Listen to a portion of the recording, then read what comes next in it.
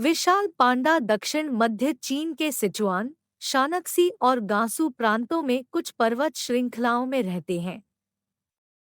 वे एक समय निचले इलाकों में रहते थे, लेकिन खेती, जंगल की सफाई और अन्य विकास अब विशाल पांडा को पहाड़ों तक ही सीमित कर देते हैं।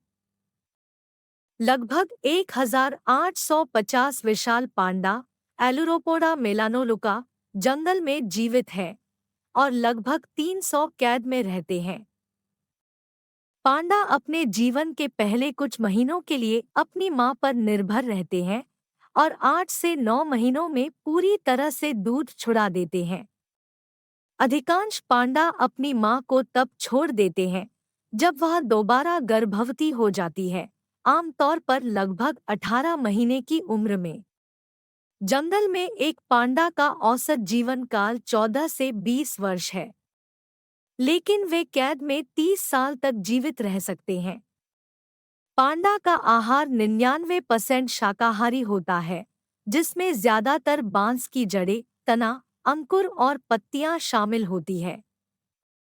हालांकि उनका पाचन तंत्र मांसाहारियों की तरह होता है, इसलिए उनके आहार के शेष 1% में अंडे, छोटे जानवर और मांस शामिल हो सकते हैं। पांडा के शरीर का आकार भी उनके अनाड़ीपन में योगदान देता है, क्योंकि उनके शरीर गोल और छोटे अंग होते हैं, जिससे वे आसानी से संतुलन से बाहर हो जाते हैं और लुढ़क जाते हैं।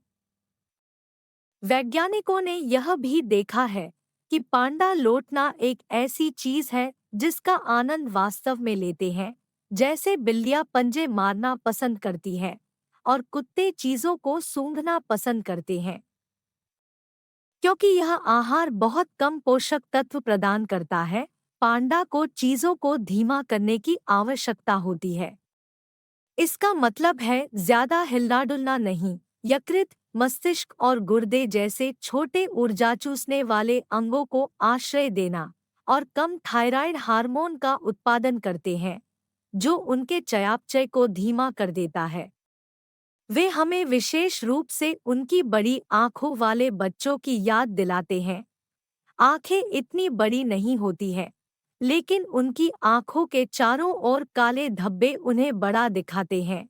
गोल चेहरे, पतली नाक और बड़े सिर, एक बड़ा सिर और छोटा शरीर एक बच्चे की तुलना में बहुत अधिक सुंदर होता है। छोटा सिर और बड़ा शरीर, चूहों की तरह।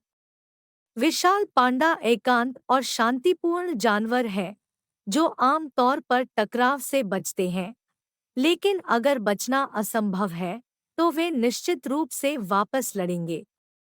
और पांडा भले ही कितने भी प्यारे क्यों न दिखे, वे अपनी शारीरिक शक्ति और शक्तिशाली जबड़ों और दांतों का उपयोग करके स्वयं के साथ-साथ अधिकांश अन्य पांडाओं की भी रक्षा कर सकते हैं।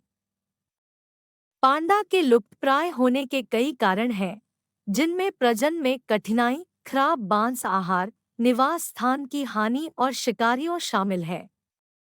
पांडाओं को बहुत सारे खतरों का सामना करना पड़ता है, लेकिन चिड़ियाघर और पांडा रिजर्व उन्हें विलुप्त होने से बचाने के लिए हर संभव प्रयास कर रहे हैं।